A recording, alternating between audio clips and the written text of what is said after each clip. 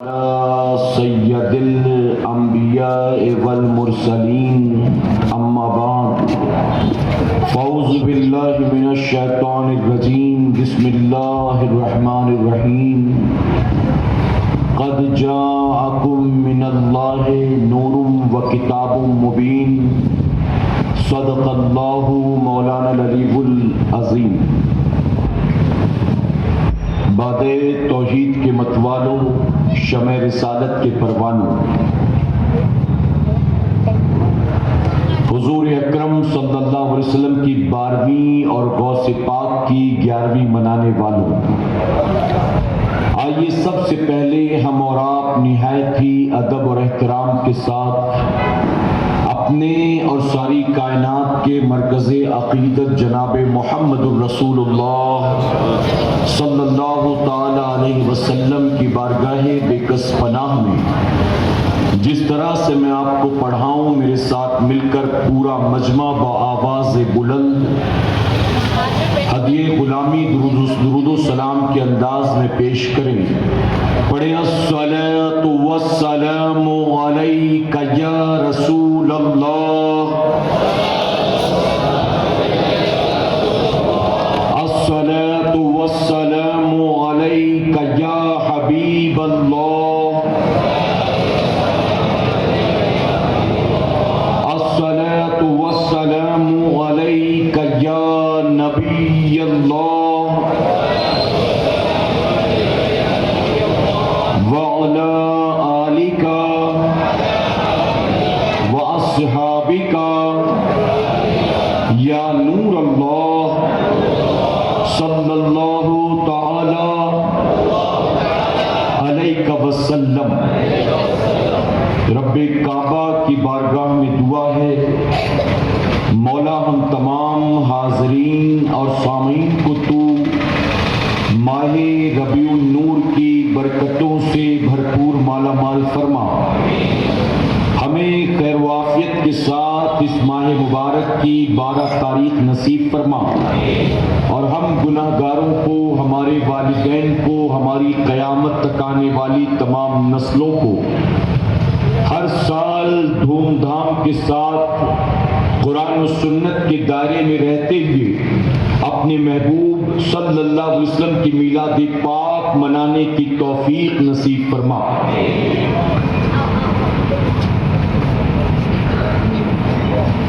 جہاں تاریک تھا، ظلمت قدا تھا، سخت کالا تھا، جہاں تاریک تھا، ظلمت قدا تھا، سخت کالا تھا، کوئی پردے سے کیا نکلا کہ گھر گھر میں اجالا تھا، اور ایک عرب نے آدمی کا بول بالا کر دیا، ایک عرب نے آدمی کا بول بالا کر دیا، خاک کے ذروں کو ہم دوش ثریا کر دیا، ایک عرب نے آدمی کا بول بالا کر دیا، خاک کے ذروں کو ہم دوش ثریا کر دیا، خود نہ تھے جو راہ پر اوروں کے ہادی بن گئے، خود نہ تھے جو راہ پر اوروں کے ہادی بن گئے، کیا نظر تھی جس نے مردوں کو مسیحا کر دیا۔ اور بہت خوب کہا بریلی کے تاجدار نے، صبح طیبہ میں ہوئی بکتا ہے باڑا نور کا، صبح طیبہ میں ہوئی بکتا ہے باڑا نور کا، صدقہ لینے نور کا آیا ہے تارا نور کا۔ اور یا رسول اللہ صلی اللہ علیہ وسلم، میں گدا تو بادشاہ بھر دے پیالہ نور کا، میں گدا تو بادشاہ بھر دے پیالہ نور کا، نور دن دونا تیرا دے ڈال صدقہ نور کا۔ آگے فرماتے ہیں حضور کی آمد سے پیشتر دنیا کا کیا حال تھا، فرماتے ہیں ناریوں کا دور تھا، دل جل رہا تھا نور کا، ناریوں کا دور تھا، دل جل رہا تھا نور کا، تم کو دیکھا ہو گیا ٹھنڈا کلیجہ نور کا۔ اور میرے امام نے ہمیں ایک عقیدہ دیا۔ میرے پیارے آقا کے پیروانوں، دنیا میں جتنے بھی مسلمان کہلانے والے فرقے ہیں وہ سب کے سب حضور اکرم صلی اللہ علیہ وسلم کو بشر ماننے کے لیے تیار ہیں، لیکن نور ماننے کے لیے اہل سنت والجماعت کے علاوہ کوئی تیار نہیں ہے۔ یہ سب بشر ماننے کے لیے ایک پیر پر کھڑے ہیں، لیکن نور ماننے کے لیے بالکل تیار نہیں۔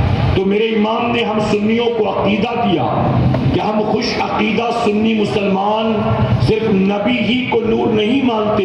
میرے امام نے فرمایا تیری نسل پاک میں ہے بچہ بچہ نور کا، تیری نسل پاک میں ہے، ان کو نبی کا نور ہونا ہضم نہیں ہو رہا۔ اور میرے امام نے کہا تیری نسل پاک میں ہے بچہ بچہ نور کا، تو ہے عین نور، تیرا سب گھرانہ نور کا۔ آج ہم اور آپ حیدرآباد کی سرزمین پر اسی نور والے آقا کا میلاد منانے کے لیے جمع ہوئے۔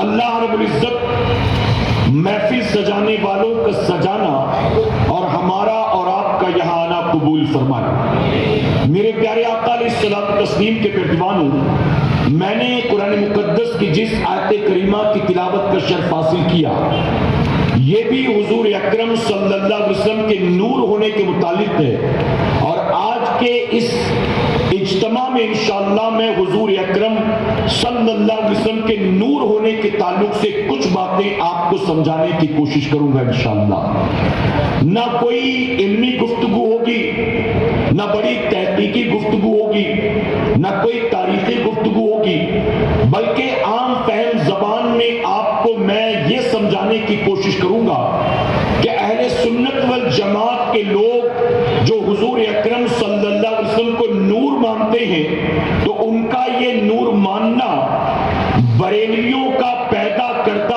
عقیدہ نہیں ہے، بلکہ ان کا یہ نبی کو نور ماننا قرآن و سنت سے ثابت ہے۔ میرے پیارے آقا علیہ الصلوۃ والتسلیم کے پیروانوں، سب سے پہلے تو یہ بات ذہن میں محفوظ کر لیں کہ اگر ہم حضور اکرم صلی اللہ علیہ وسلم کو نور مانتے ہیں تو اس سے مراد یہ نہیں ہے کہ ہم حضور کی بشریت کا انکار کرتے ہیں۔ ہم حضور کو بشر نہیں مانتے، ایسا نہیں۔ حضرت عظیم البرکت نے فرمایا کہ جو نبی کو بشر نہ مانے وہ کافر، اور فرماتے جو نبی کو نور نہ مانے وہ گمراہ۔ میرے پیارے آقا کے پیروانوں، تو ہم اہل سنت والجماعت کے لوگ گویا نبی کو بشر بھی مانتے ہیں اور نبی کو نور بھی مانتے ہیں، لیکن باقی جتنے لوگ مسلمان کہلاتے ہیں وہ سب کے سب بشر مانتے ہیں، نور نہیں مانتے۔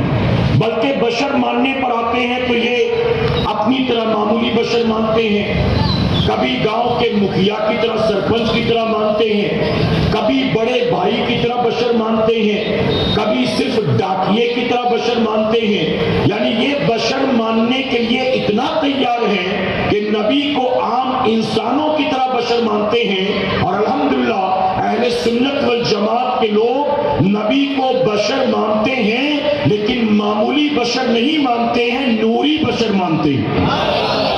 ہم اور آپ معمولی بشر ہیں لیکن ہمارے آقا بشر ہیں تو نوری بشر ہیں۔ میرے پیارے آقا کے پیروانوں، میں نے جو آیت کریمہ تلاوت اس کا مفہوم ہے، رب فرماتا ہے تحقیق کہ تمہارے پاس آیا اللہ کی طرف سے نور اور ایک روشن کتاب، اللہ کی طرف سے نور اور ایک روشن کتاب تمہارے پاس آئی۔ اب یہاں ہمارے علماء نے، مفسرین نے لکھا کہ یہاں روشن کتاب سے مراد تو قرآن مقدس ہے اور سب لوگ اس کو مانتے ہیں، لیکن نور کو لے کر لوگوں نے الگ الگ چیزیں بیان کی، لیکن اہل سنت والجماعت کے علماء نے اس بات کو باقاعدہ دلائل کی روشنی میں پروف کیا کہ اللہ نے اس آیت کریمہ میں جس نور کا ذکر کیا ہے وہ کچھ اور نہیں ہے بلکہ وہ نور مصطفیٰ صلی اللہ علیہ وسلم ہے، وہ ہمارے نبی کا نور ہے۔ میرے پیارے آقا کے پیروانوں، اچھا اگر ہم کہتے ہیں کہ نبی نور ہے تو اس کا مطلب یہ نہیں ہے کہ ہم نے بشر ہونے کا انکار کر دیا، ایسا ہے؟ اگر ہم کسی شخص کے بارے میں کہیں کہ وہ شخص بہت گورا تو اس کا مطلب یہ ہے کہ وہ کالا نہیں. ہوگی بات کلیئر؟ اگر ہم کہیں کہ ایک آدمی بڑا لمبا ہے تو اس کا مطلب لوگ سمجھ جائیں گے کہ وہ ناٹا یا چھوٹے قد کا نہیں. بات کلیئر ہو گئی. اب اگر ہم کہتے ہیں کہ نبی نور ہے تو نور اور بشر ہونا یہ ایک دوسرے کی ضد نہیں ہے, ایک دوسرے کے اپوزٹ نہیں ہے. اگر ہم نبی کو نور کہیں تو اس کا مطلب ہے کہ اب وہ بشر نہیں ہو سکتے, یا اگر ہم نبی کو بشر کہیں تو یہ نہیں ہے کہ اب وہ نور نہیں ہو سکتے. آ رہی بات سمجھ میں آپ کی؟ آپ دیکھیں اہل سنت والجماعت سے دنیا میں جہاں کہیں جب بھی کسی فرقے والے سے نبی کے نور و بشر ہونے کو لے کر مناظرہ ہوا, بحث ہوئی, ہم نبی کو نور مانتے ہیں تو ہم نبی کے نور ہونے کی دلیل دیں گے, یہ ذمہ داری ہماری. اور اگر کوئی نبی کو بشر مانتا ہے, نور ہونے کا انکار کرتا ہے, تو وہ بشر ہونے کی دلیل نہ دے. اس کی وجہ کہ بشر ہونے کو لے کر تو اختلاف ہے ہی نہیں, اختلاف ہے نور ہونے کو لے کر. ہم اگر نبی کے نور ہونے کا ہونا ثابت کرتے ہیں تو جو نبی کے نور ہونے کا انکار کرتے ہیں وہ بشریت کی دلیل نہ دیں بلکہ وہ نبی نور نہیں ہے اس بات کو پروف کریں. ہم ثابت کرتے نبی نور ہے تو وہ کیا بتاتے ہیں؟ وہ آمینہ خاتون کے شکم سے پیدا ہوئے لہذا بشر ہیں, وہ عبداللہ کے بیٹے ہیں اس لیے بشر ہیں, وہ ابو طالب کے بھتیجے ہیں تو بشر ہیں, عبد المطلب کے پوتے ہیں تو بشر ہیں, عائشہ صدیقہ کے شوہر ہیں تو بشر ہیں, صدیق اکبر کے دوست ہیں تو بشر ہیں, وہ کھانا کھاتے تھے تو وہ بشر ہیں, ان پر جادو کیا گیا تو وہ بشر ہیں, وہ زخمی ہوئے جنگ احد میں تو وہ بشر ہیں. ہم کہتے ہیں بشر کو لے کر تو بحث ہے ہی نہیں, تو بشریت پر دلیل دینے کی کوئی ضرورت نہیں. اس کی وجہ کہ اس پر بشر ہونے کو لے کر جو تمہارا موقف ہے وہی ہمارا بھی ہے. بشریت کا اختلاف نہیں ہے, اختلاف ہے نور ہونے کو لے کر. ہم نبی کو نور مانتے ہیں, تم نور نہیں مانتے, تو تم پروف کرو کہ نبی نور نہیں ہے. لیکن یہ کیا کرتے ہیں, جہاں بھی بحث ہوتی بس بشر بشر بشر کی رٹ لگاتے ہیں. نبی کا نور ہونا, ہم کہتے ہیں نبی نور ہے. ہمارے بزرگوں نے قرآن و حدیث کی روشنی میں دلائل کے انبار لگا دیے. اب جتنے باطل فرقے والے نبی کو نور نہیں مانتے انہیں چاہیے کہ قرآن کی کوئی ایک آیت لے کر آئیں یا حضور کی احادیث مبارکہ میں سے کوئی ایک حدیث لے کر آئیں جس سے پروف کر سکیں جہاں اللہ نے یہ کہا ہو کہ میرا محبوب نور نہیں ہے, یا حضور نے فرمایا ہو کہ تم مجھے نور نہ سمجھا کرو, میں نور نہیں ہوں. پروف کر کے دکھائیں, لیکن کوئی ثابت نہیں کر سکتا. اور میرے پیارے آقا کے پیروانوں, میرے سامنے جہاں تک نظر پڑ رہی ہے الحمدللہ ہماری جماعت کے نوجوان بیٹھے ہوئے, میں اپنی قوم کے جوانوں کو ان بڑے بڑے علماء اکرام اور سادات اکرام کی موجودگی میں یہ دعوے کے ساتھ کہنا چاہتا ہوں کہ اے خوش عقیدہ سنی مسلمانوں, تم سے کوئی فرقے والا کسی بھی ٹاپک پر لے کر کسی بھی ملک میں کہیں بھی کبھی بھی بحث کرے تو تم کنفیوژن کا شکار مت ہونا, بلکہ تم مطمئن رہنا کہ اللہ رب العزت کا بے پناہ کرم اور احسان ہے. اگرچہ فتنوں کے دور میں پیدا ہوئے لیکن اللہ نے کسی باطل فرقے میں پیدا نہیں کیا, اللہ نے خوش عقیدہ سنی مسلمان کے گھر میں پیدا فرمایا. آپ سے کوئی سوال پوچھے نبی نور ہے ثابت کرو, آپ ثابت نہیں کر سکتے, تو اس کا مطلب یہ نہیں کہ یہ عقیدہ ہی غلط ہو گیا. ایسا ہے؟ ایسا تو نہیں ہے نا. میرے پیارے آقا کے پیروانوں, کوئی کہے نبی حاضر و ناظر ہے, بتاؤ پروف کرو.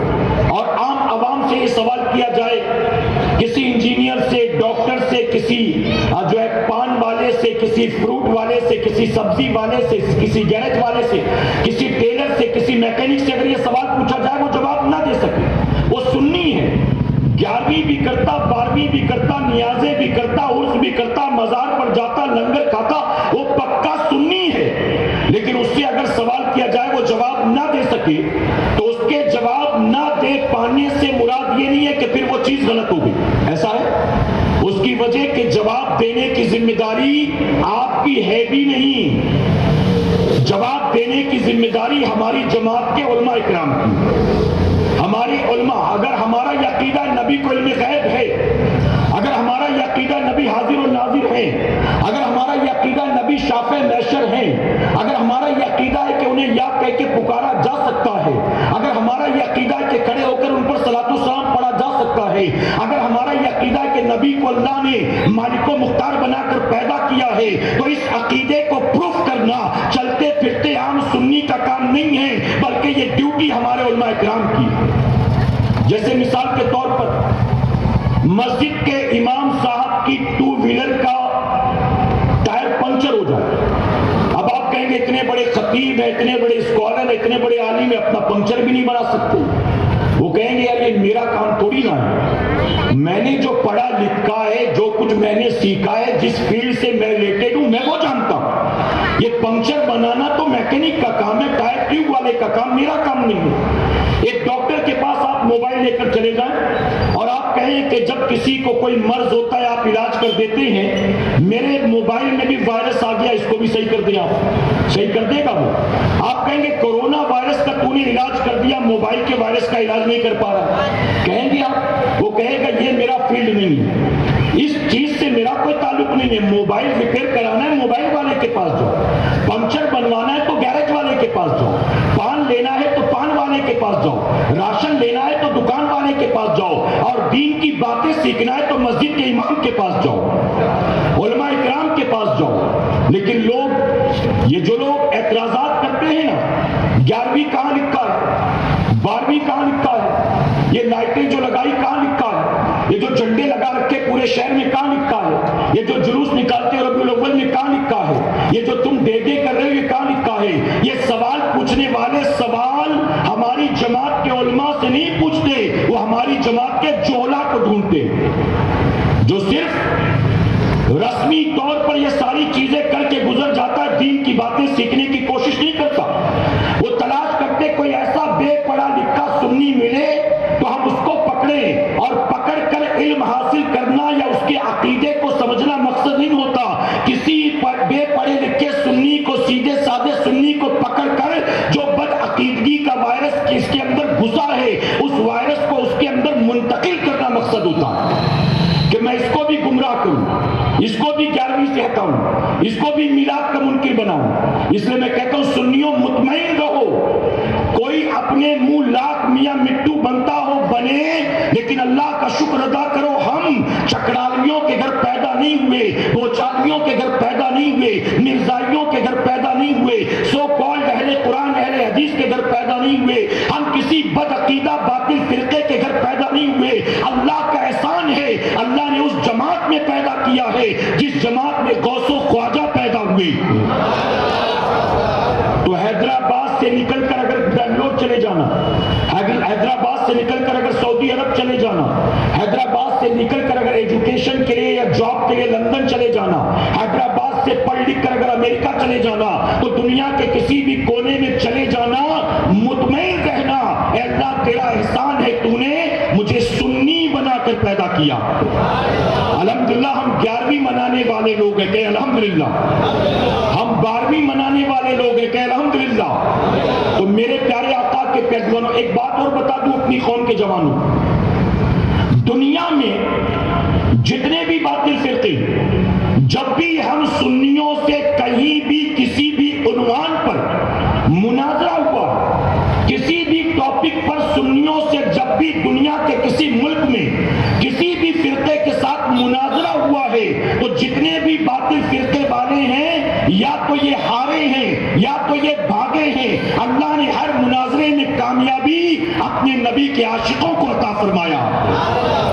سوشل میڈیا پر آج بھی آپ کو کئی مناظرے ایسے مل جائیں گے جہاں آپ دیکھیں گے کہ اللہ کس طرح سے سنیوں کو فتح عطا فرماتا ہے۔ تو مطمئن رہیں کہ الحمدللہ، اور بلند آواز سے کہیں۔ تو میرے پیارے آقا کے پیغمبروں، ہم نبی کو نور بھی مانتے ہیں، ہم نبی کو بشر بھی مانتے ہیں، نہ نور کا انکار کرتے ہیں، نہ بشریت کا انکار کرتے ہیں، اور جتنے باطل فرقے والے نبی کو بشر مانتے ہیں اور نور کا انکار کرتے ہیں، ہم کہتے ہیں نبی کے نور نہ ہونے کے حوالے سے، یعنی نبی نور نہیں ہے، قرآن کی ایک آیت ہو تو لا کر بتا دو، یا حدیث مبارکہ کے ذخیرے سے کوئی ایک حدیث لا کر بتا دو جہاں نبی نے خود فرمایا ہو کہ میں نور نہیں، کوئی ثابت کر کے نہیں بتا سکتا ہے۔ حضرت جابر رضی اللہ تعالیٰ عنہ نے حضور اکرم صلی اللہ علیہ وسلم کی بارگاہ میں عرض کیا، یا رسول اللہ صلی اللہ علیہ وسلم، اللہ نے سب سے پہلے کس چیز کو پیدا کیا؟ یعنی جب کچھ بھی نہیں تھا تو اللہ نے سب سے پہلے کیا بنایا؟ تو میرے آقا خود فرماتے ہیں، جابر جب کچھ بھی نہیں تھا، اب کچھ بھی نہیں تھا سے مراد کیا ہے؟ نہ زمین، نہ آسمان، نہ چاند، نہ سورج، نہ سمتیں، نہ ستارے، نہ ٹائم، کچھ بھی نہیں تھا، صرف اللہ کا نور تھا۔ جابر اس وقت اللہ نے اپنے نور سے تیرے نبی کے نور کو پیدا فرمایا۔ یہ خود میرے آقا فرما رہے ہیں، جابر اس وقت اللہ نے اپنے نور سے تیرے نبی کے نور کو پیدا کیا، اور پھر اللہ نے میرے نور سے ساری کائنات کو پیدا فرمایا ہے۔ اگر تفسیر میں جائیں تو حضور نے فرمایا لوح کو، قلم کو، کرسی کو، اور اس طرح سے اور ڈیٹیل میں جائیں تو اور بھی اس کے بارے میں مفسرین نے لکھا ہے، لیکن میں آپ کو صرف آسان لفظوں میں سمجھانے کی کوشش کر رہا ہوں۔ آقا فرماتے جب صرف اللہ کا نور تھا، اللہ نے اپنے نور سے مصطفیٰ کے نور کو پیدا کیا، اور پھر نبی کے نور سے اللہ نے ساری کائنات کو پیدا فرمایا۔ جب ہمارے سنی علماء یہ بیان کرتے ہیں نا تو دوسرے دن بدعقیدہ کنفیوز کرتا ہے، دوسرے دن بدعقیدہ کنفیوز کرتا ہے سنیوں کو۔ کیا کہتا ہے؟ وہ کہتا ہے دیکھو کل مولانا صاحب کہہ رہے تھے اللہ نے اپنے نور سے نبی کے نور کو پیدا کیا، پھر نبی کے نور سے ساری کائنات کو۔ تو میرے بھائی ذرا بتاؤ، اگر کوئی چیز 1 کلو ہو اور اس میں سے 1.5 کلو نکال لو تو کتنا بچے گا؟ تو جواب دے گا وہ کیلکولیشن جیسا سوال ویسے ہی جواب، وہ کہے گا 1 کلو میں سے کوئی چیز 1.5 کلو نکالو تو بچے گا 1.25 کلو، 750 گرام۔ تو اس نے کہا دیکھو پھر اس سے کیا پتا چلا؟ اللہ کے نور سے اللہ نے نبی کے نور کو پیدا کیا۔ تو گویا سنیوں کے قول کے مطابق اللہ کا نور کم ہو گیا، اور اللہ کے نور میں کمی کرنا یہ کفر ہے کہ نہیں ہے؟ تو یہ عقیدہ کفریہ ہے کہ اللہ نے اپنے نور سے اپنے نبی کے نور کو پیدا کیا۔ ہم کہتے تو جاہل ہے، جہالت والی بات کرتا ہے۔ اے سرکار مدینہ کے پیغمبروں، آپ دل پر ہاتھ رکھ کر بتائیں اللہ کا نور کیا ایسا ہے کہ جس کو کسی ترازو میں تولا جا سکے؟ تو اللہ کے نور کی مثال بنیے کے شکر سے دے رہا، چاول سے دے رہا، گیہوں سے، آٹے سے دے رہا، کس سے دے رہا مثال؟ اللہ کا نور معاذ اللہ ایسا ہے کہ اس کو تولا جا سکے، ناپا جا سکے، اس کو میٹر سے دیکھا جانچا جا سکے؟ ہم کہتے ہیں اللہ نے، سنو ہمارا عقیدہ یہ، اللہ نے اپنے نور سے اپنے نبی کے نور کو پیدا کیا، اپنے نبی کے نور سے ساری کائنات کے نور کو پیدا کیا، لیکن نہ اللہ کے نور میں کمی آئی ہے نہ رسول اللہ کے نور میں کمی آئی ہے۔ وہ کیسے جانتے ہیں؟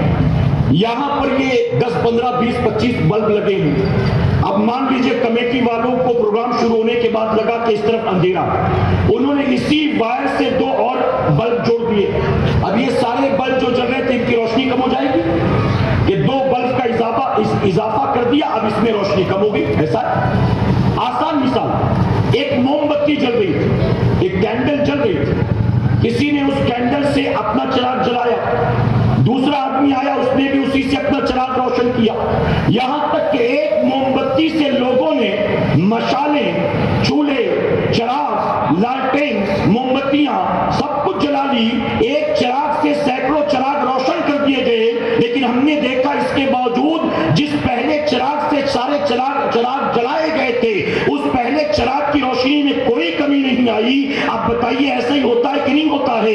جب ایک معمولی دنیا کے چراغ سے سینکڑوں چراغ روشن ہو جائیں اور اس چراغ کی روشنی میں ذرہ برابر بھی کمی نہ آئے تو بلا شبہ اللہ نے اپنے نور سے اپنے نبی کے نور کو پیدا کیا، اپنے اپنے نبی کے نور سے اللہ نے ساری کائنات کو پیدا کیا، لیکن نہ اللہ کے نور میں کمی آئی ہے اور نہ رسول اللہ کے نور میں کمی آئی ہے۔ امام زین العابدین رضی اللہ تعالیٰ عنہ روایت کرتے ہیں اپنے والد امام حسین سے، امام حسین روایت کرتے ہیں مولا کائنات مولا علی کرم اللہ وجہ کریم سے کہ آقا دو جہاں صلی اللہ علیہ وسلم نے فرمایا اللہ نے آدم علیہ السلام کی تخلیق سے 4000 سال پہلے میرے نور کو پیدا کیا۔ محبت سے کہیں آپ، تخلیق آدم سے 4000 سال پہلے اللہ نے میرے نور کو پیدا کیا، اس کے بعد آسمانوں کو بنایا گیا۔ پھر آگے امام زین العابدین فرماتے ہیں کہ حضور نے فرمایا آسمان کو بنایا گیا اور آسمان پر ہر جگہ اللہ نے اپنے نام کے ساتھ میرے نام کو لکھا۔ اس کے بعد جنت کو بنایا گیا، جنت کے در و دیوار پر، جنت کی چھتوں پر، جنت کے تمام دروازوں پر محمد صلی اللہ علیہ وسلم لکھا گیا۔ آقا فرماتے میرا نام لکھا گیا۔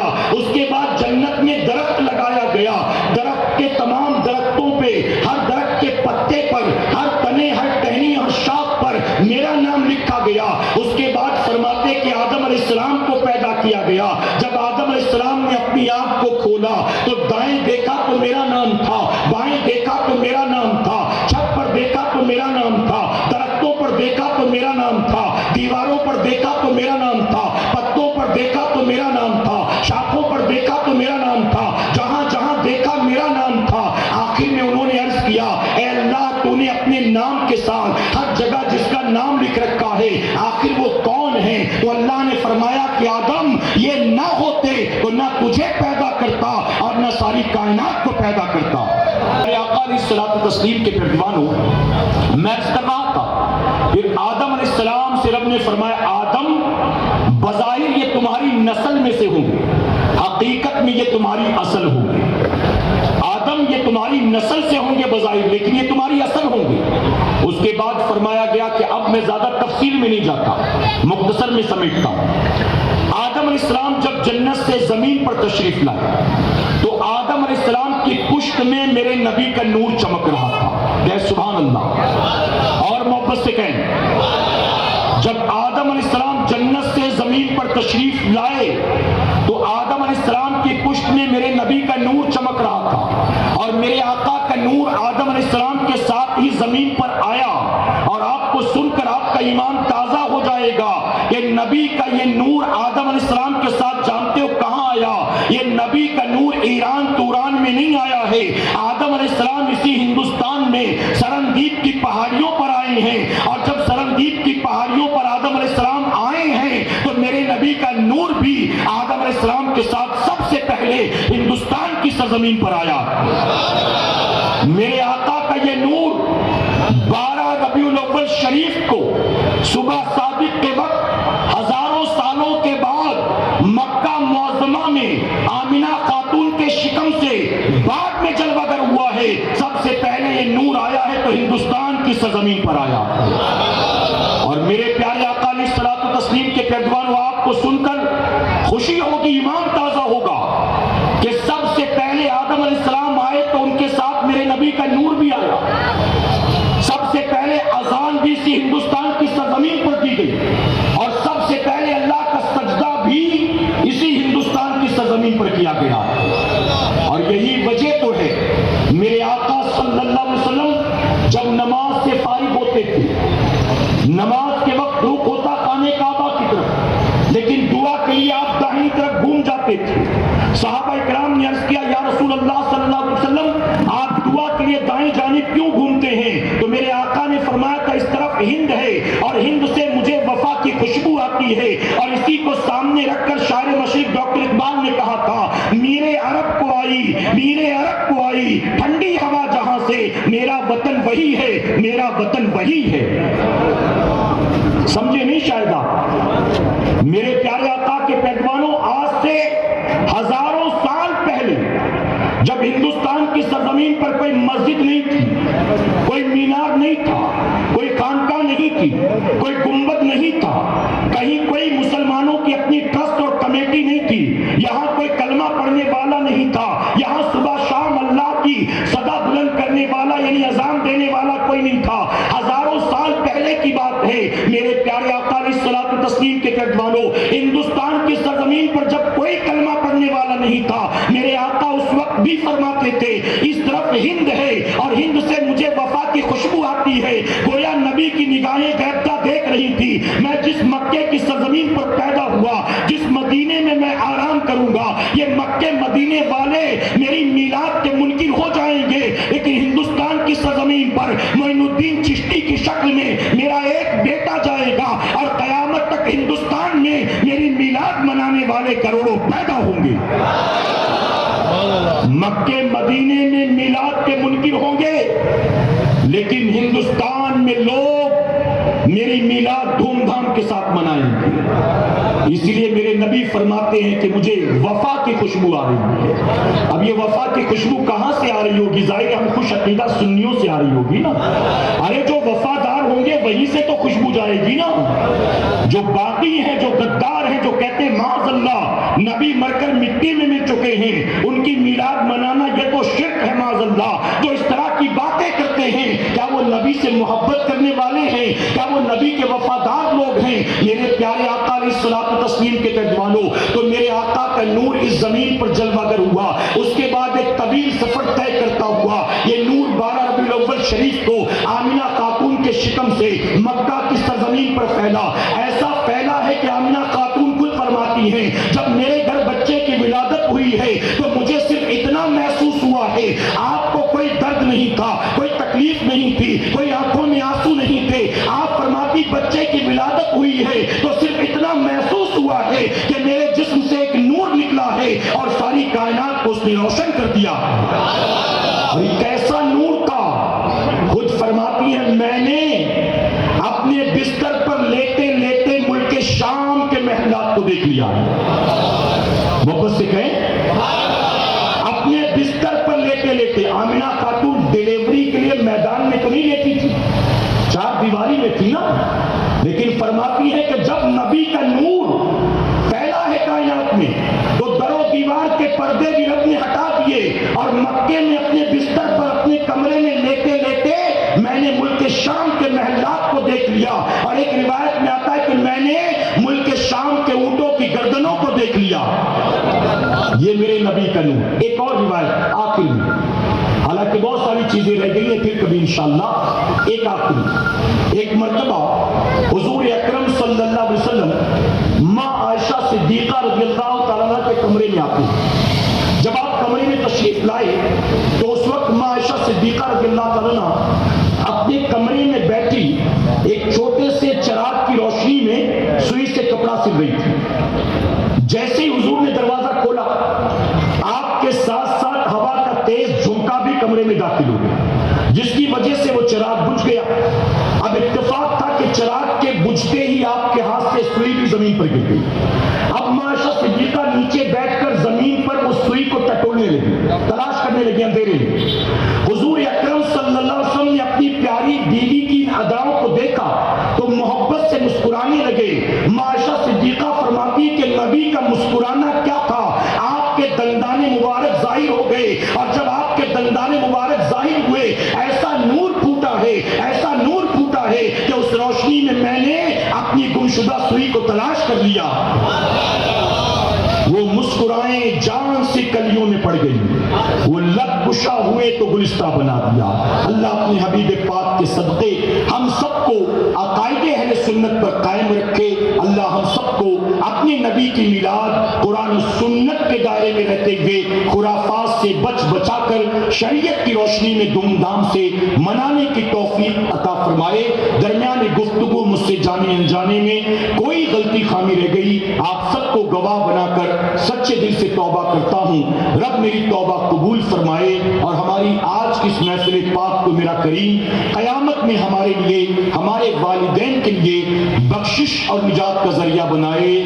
وما علینا الا البلاغ۔ السلام علیکم۔